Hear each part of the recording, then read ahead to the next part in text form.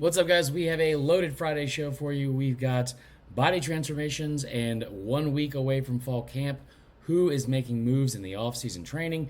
We also have the brand new Bill Connelly SP Plus rankings and the official 2025 SEC projections for each team, including South Carolina. Where does he have Carolina ending up in total wins? And do they make the playoff? And the president gets involved with NIL and tries to save college sports. Loaded Friday episode. Locked on Gamecocks starts right now.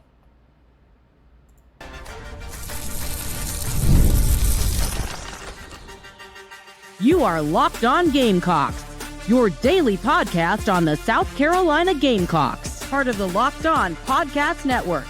Your team every day. What's up, guys? Welcome into Locked On Gamecocks. I'm your host, Chris Marler. I hope everyone's having a fantastic Friday and start to your weekend. We got a great show for you. And before we get started, I want to say thank you to everyone making Locked On Gamecocks your first listen each and every day. Shout out to our everydayers. Remember, we are a free and available podcast wherever you get your podcasts, as well as on YouTube, part of the Locked On Podcast Network, your team every day. Before we get started, I want to give a shout out to the sponsor of today's show, and that is FanDuel. And if you have not signed up for FanDuel yet, now is a perfect time. Because, like I said, today's episode brought to you by our friends at FanDuel, and right now new customers can get $150 in bonus bets when your first $5 bet wins. All right, I brought this up at the top of the show. A lot of stuff happened yesterday, all in the afternoon, like breaking news about UNC wanting to join the SEC. President Trump signing an executive order to try to help some of the problems that are facing college sports. There were a ton of things that all kind of came out at once. Media days ended. In some personal news, I'm recording this Friday. We're moving on Saturday, which is moving is always a nightmare. But I want to say yesterday got engaged, so very excited. Hopefully that won't be the only ring that we can celebrate this season. So appreciate you guys tuning in and all that good stuff. So today's first topic, let's get into Bill Connelly, who has released his S&P Plus rankings and his projections for the 2025 season. Now, I'm going to tell you right off the bat, I love Bill Connelly's work. It is not like FPI. It is very analytical and data-driven formulas that he has come up with, and he does a tremendous job in terms of not like necessarily just score predictions, which they do every single week during the season, or projections of who's going to make the playoff and all that kind of stuff, and his rankings, because his rankings are a little bit subjective in certain categories, so you do see kind of the usual suspects constantly in the top 5 to 10. That being said, one of the things he does better than anybody is a returning production stat and deep dive, and he does it at the start of the offseason, once after spring, and then once going into the season. He's updated that today.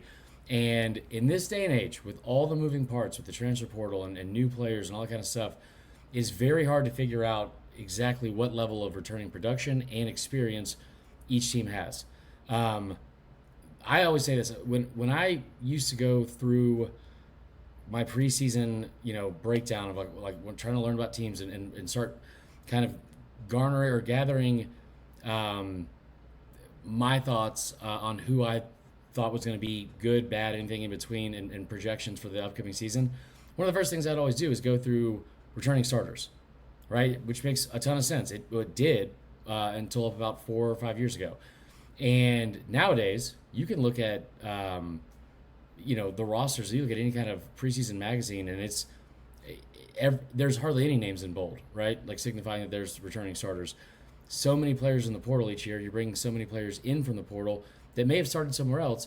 It's very hard to keep up with that as a stat of any kind of significance anymore. Now, what he has done, he has a returning production rank and the overall production for offense, defense, and special teams, but he's also counted up the actual starts. And I think this is a big deal. I especially think it's a big deal across the offensive line. And looking at the starts that are returning and the starts that are incoming from the portal, the players you brought in, those totals across the SEC, and I'm going to start there because I think it's a big deal. It's not a great number for South Carolina, but there's a reason for that. So going through the SEC, you have Mizzou has 271, A&M and Auburn 264, LSU at 250. I'm not going to go down the entire list, but I'll tell you that South Carolina sits tied at 11th with Florida with 195. 195 starts total coming into the season. 77 are incoming from the portal, and 118 are returning on this team. So that's combined, right? Not a drastic fall off from some other teams. You look at a team like LSU, who has 250, one of the higher ones. Auburn, obviously, 264. Those two teams did a really good job of getting in the portal, even though they lost a lot of starts across the offensive line. I saw this number for South Carolina, and I wasn't concerned by any means. But I remember when we were at Media Days, Shane Beamer made a comment that really stood out to me, and he said, "We feel like we are built to win right now." At the same time, this is not a situation like Miami last year or Ole Miss last year, where it's like, I always compare it to an MLB team that is trying to make a bunch of trades before the trade deadline to make a run in the postseason. That's what Ole Miss and Miami did. A ton of money put in the portal, ton of money like to bring in new players and a ton of new faces. Neither team actually made the playoff. That's not what South Carolina is facing, right? At the same time, he also pointed out the fact that they're also very, very young in a lot of places and built to sustain the success. Like what they have built from like a foundation and like not just to be really good this year, which they feel like they can contend this year. They have the weapons and tools in place. But the next 3 to 5 years, with everything that you have from a freshman class and the underclassmen, like you are set up for success for the next several years. We talked about what they did at the quarterback position. We talked about what they're trying to do with the offensive line. So I look at that 195 starts, and I don't love it that it's not ranked necessarily super high. But then you start looking at the actual roster itself, and the roster itself has one of the highest blue chip ratios that they've had. I think the highest under Beamer since he's been there.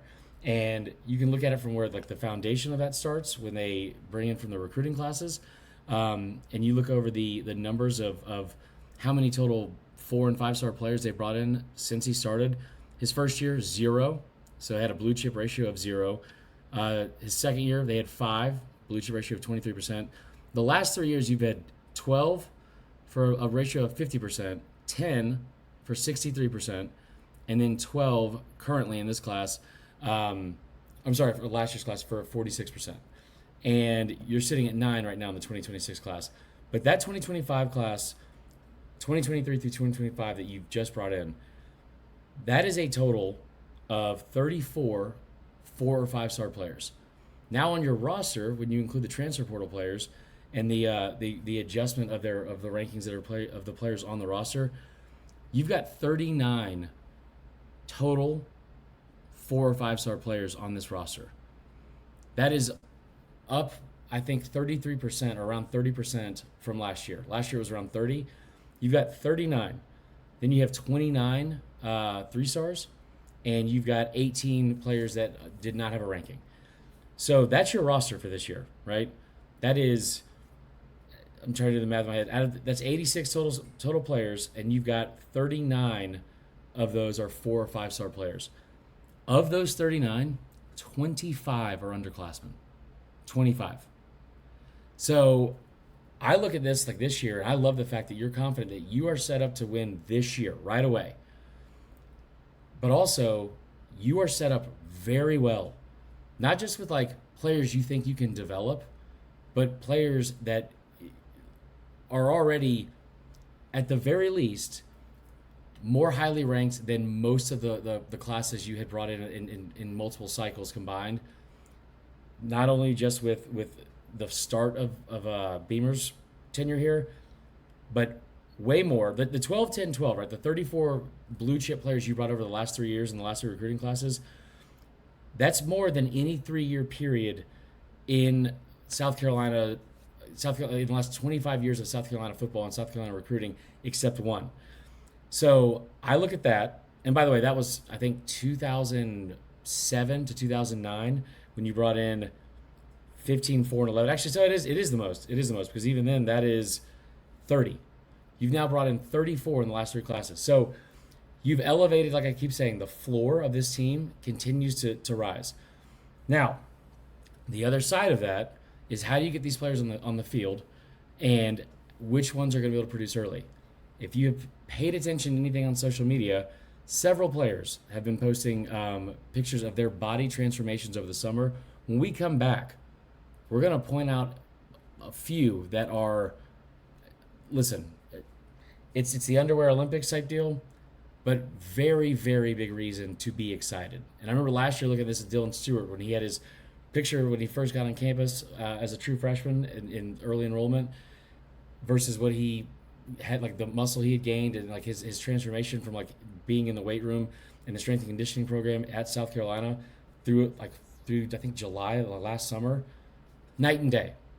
And there are players that aren't just former 3 stars or former guys that like need to put on weight. There are guys that you feel strongly could be stars on this team. And I'm talking about former 5 stars and players that should be potential first round draft picks, all SEC type players. We will get to that when we come back. Before we go to break, do want to give another shout out to our friends at FanDuel, the sponsor of today's show. Listen, summer sports are in full swing, and whether you're all about baseball under the lights, golf on the green, or high-stakes soccer action, FanDuel is the best way to make every game even more exciting. You're already following the action, so why not make it a little more thrilling with FanDuel? And with FanDuel, you can get in on the game while your friends are getting sunburned at the beach. I've been using FanDuel for a while, and I love it. Listen, the live in-game betting, the ability to look at up-to-date stats, and all of it as current as possible right at your fingertips.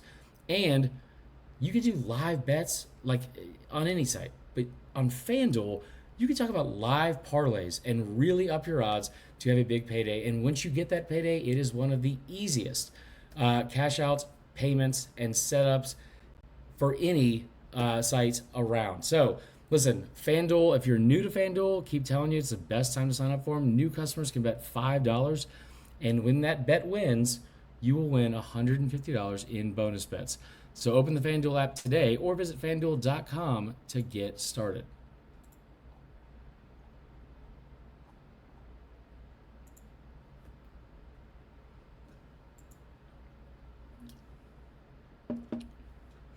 All right, so before we get back into the SP Plus rankings, want to get in, talk a little bit about some of the, what do you call it, the body transformation stuff that we had talked about. Now, listen, like I said, I know that just being a ripped college athlete is not a huge deal. That's not the end all be all of what makes a great player. But this strength and conditioning program, it seems like for at least the second year in a row, at least since I've been covering this team, I mean, the transformation's night and day. And some of these players have been in school for multiple years. It's not like they're like freshmen, like I brought up the Dylan Stewart thing. I want to go over a couple of these, and I'm going to try to be fancy here and bring them up on the actual screen. So bear with me here. But I teased this earlier, and you love to see the kids like that develop, and we always talk about how no one does a better job of that than this program. But some of your former elite recruits, Nick Harper, I hesitate to even say this name because it feels like the boogeyman type situation, but like if Russell Faison is able to be eligible and it's finally cleared by the NCAA, the difference of what they have been able to do from a training standpoint, what they look like from spring to now, unbelievable. So I am going to share this screen, and I'm great at technology, as you guys know, so this should be a ton of fun. Okay.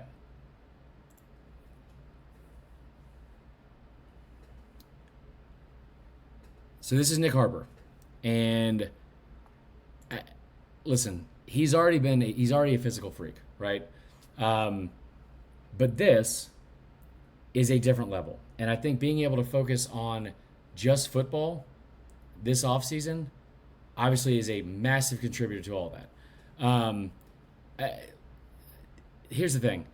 He has been the best athlete on this team, hands down, since he showed up on campus. but not having to be still somewhat toned, somewhat smaller, not super heavy up top and with your upper body, not overly bulky or anything like that, because you were worried about it slowing you down for track. Now that's out the window. I mean, this is an NFL body at receiver right now. And this is just one. This is just one player. Hold on. Hold on. This is the one that stood out to me more than anything. And this is Russell Faison is. God, I hope this kid sees the field. Because if he does, I feel like I loved Rocket Sanders. Rocket Sanders was fantastic. That being said, Rocket Sanders, where did this picture go? Rocket Sanders was coming off an injury, trying to get healthy. He was in a situation where he was trying to drop some weight and then, get his step back, all that kind of stuff. And he did. He was tremendous back. But this is a different animal. And you look at the caption over there on the side from Pete Nakos, him being timed at a 4.4. The thing I keep going back to, when I first saw him as a recruit coming in from Utah State, and he was a top 60 national player in the portal, and the way he was described, or maybe just my perception and assumption, I don't know, it felt like he was more of like not a scat back, but somebody that's not necessarily going to be between the tackles and is going to run a lot of RPOs, a lot of stuff off the edge, and a lot of stuff that's going to get him in the open field and be a home run hitter. He is all those things. He also just happens to be 6'2" or 6 feet and 220 pounds, and he can run between the tackles. So that's about as electric of a combination as you could have at running back, and also something they haven't really had, including with Rocket Sanders, since Beamer has taken over. I pray that this kid sees the field. Because if he does, it feels like that is going to be a massive, massive win for South Carolina. Okay, why does it do this? Last but not least, we've got a little compilation of all four of them. But the one I want to point out mainly is Brandon Siss, the player from NC State that transferred in, defensive back. Gotten rave reviews from his own teammates. Listen, I'm not trying to hate on him at all. I mean this in the most positive way. That player on the left, that's an ACC football player. The player on the right, that's an SEC football player. I mean, each one of these players that we just showed has put on a minimum 5 to 10 pounds of what looks like lean muscle, lean mass. Some have put on upwards of 20. And this is across the board. You've seen multiple players posting this in the last couple of days. Obviously, I'll keep an eye out for other ones as they come up. But a tremendous job by the strength and conditioning coach and strength and conditioning program at South Carolina, because these are not in this short a time. These are insane. These are insane transformations. You don't see this this quickly. But again, I look at this one and I look at the last two as well with Faison, and then I look at Harbor. Those two offensively are NFL bodies right now. This is the perfect example and the exhibit A of what an ACC player looks like versus what an SEC player looks like. And this is not a player that has been, in a lot of the preseason magazines at least, talked about a ton as somebody that's going to contribute or step into the starting role right away. But I think he's going to play a significant amount. I also think that the fact that his teammates have been so vocal about how impressed they've been with him, that kid, the depth that you've been able to quietly add in the secondary despite losing Nicky Benwari, that is a reload, not a rebuild in that position unit. So now we've talked for 20 minutes about six packs and all sorts of other stuff. When we come back, we're going to get into the Bill Connelly S&P projections and see where he has South Carolina projected for this year. And I tell you what, it's going to surprise you, because the amount of teams that he feels like can make the CFP and where South Carolina sits in that group surprised me. We'll be right back with more Locked On Gamecocks.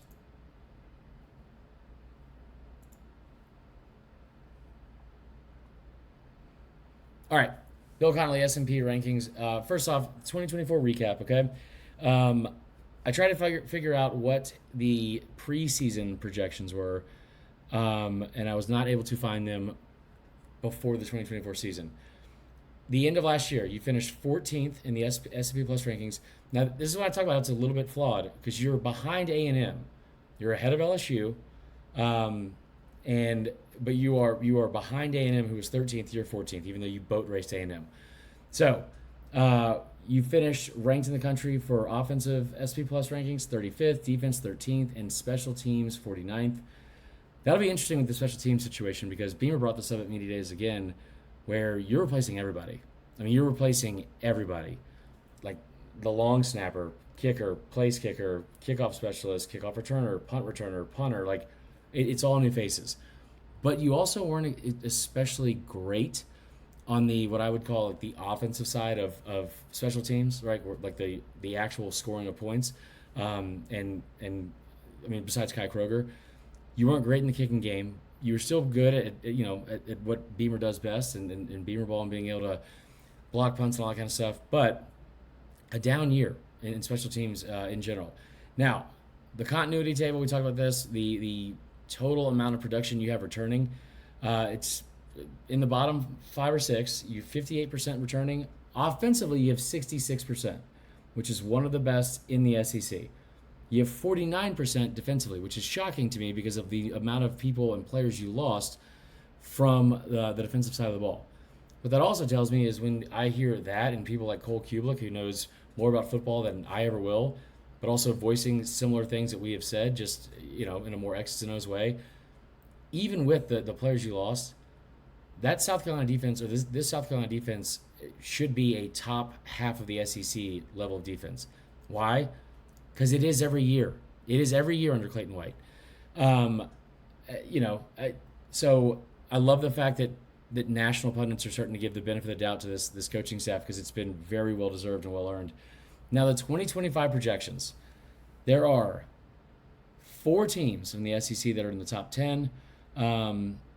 South Carolina, 17th, and where it ranks in the SEC, that's 1, 2, 3, 4, 5, 6, 7, 8. 10th in the SEC, 17th in the country. Offensively, you're projected to finish 24th in the country, and defensively, you're projected to finish 15th. That's really good. That's really good. Special teams, not much of a movement from last year, but where this shocked me, and it's because I'm looking at the numbers and saying, all right, listen, you're saying that we're going to be top 25 in offense, top 15 in defense, despite what we all lost. That all sounds like very good news to me, and a pretty pleasant surprise, if I do say so. But when you look at the schedule, the projected wins for this team this year in this ranking, 7.2 wins. That is in the bottom half of the SEC. They're projected to win 4 conference games, and their strength of schedule rank is 7th overall. Why is that? It's because 7 of their last 9 games are against teams that are currently ranked in the top 21 overall in Bill Connelly's SP Plus rankings nationally. It is a brutal slate. I personally don't think it's any brutal or more brutal than it was a year ago. I just don't. Like you are the assumption that this year's back half of the schedule, where South Carolina thrived last year, and keep in mind, in the last 3 Novembers, Shane Beamer is 6-0 against ranked opponents in the month of November. So it has become a little bit of a staple of what they've been able to do and finish strong. The assumption that the back half of this year's schedule is going to be so difficult is solely based on the fact that you're assuming everyone else that you are facing, that you also faced last year, has somehow gotten a lot better. I don't think Missouri's gotten a ton better. I know you're on the road for that one. A&M, I think they probably have gotten a little bit better. Oklahoma is a crapshoot, and there's a lot of people that are very high on them. I personally am not because of how much turnover they had. Clemson is Clemson. Like, they're going to be better, but you get them at home. You get Oklahoma at home. You get Alabama at home. So when I look at that, I look at like where you were as a team last year when you played Alabama. If you play that game a month later, you probably beat Bama, right? Like, I mean, listen, if you had 30 more seconds on the clock, you probably beat Bama that day. So I don't think that just because the assumption that all these other teams are going to somehow be so much better than they were a year ago, it's also kind of making the assumption that South Carolina is not. And I think, as you guys believe, just like me, I don't think that's going to be the case. Now, total wins in the conference, like I said, 4. Odds to win the conference title, 5.4%. Odds to get to 11 plus wins, that is 0.7%, but odds to get to a bowl is 88. Here's the thing. I think that one of the best parts about this program and where you're trying to get to in this era, of course you want to get to Atlanta. You've only been there one time, and it was in 2010, and you got destroyed by Cam Newton and Auburn. Of course you want to get back to Atlanta, and of course you want to compete for SEC and conference titles. But you don't have to. You don't have to get to Atlanta to get to the playoff. So, yeah, the odds to win the conference seem pretty low. The odds to get to 11 wins in the regular season, pretty low. But that's fine, because you don't need or have to have either of those two things in play to get to your ultimate goal, which is, listen, winning the conference is great, but you tell me, like, if you lose the conference but you win a national championship, do you think anyone's going to lose sleep over not having the SEC championship trophy in the trophy case? No, not at all. So that is where Bill Connelly has South Carolina this year. He also did the top 10 games for this year. Bama, South Carolina, October 25th was the one that South Carolina was featured in. And then when you talk about the actual contenders in the conference, he had South Carolina in the category of a couple of breaks away from a run, and that is South Carolina. That's his, I guess, analysis of this year. I'll read you what it says when we close this out right now. Shane Beamer makes memories. He struggled to build momentum at South Carolina, bouncing from 48th to 19th, 51st to 14th in the SP Plus rankings. His Gamecocks have lost 9 games by at least 21 points, but he finished his first season by christening the Mayo Path tradition, and his Gamecocks beat number 5, Tennessee, blah, blah, blah, and Clemson. Last season, after a 3-3 start, they win 6 in a row.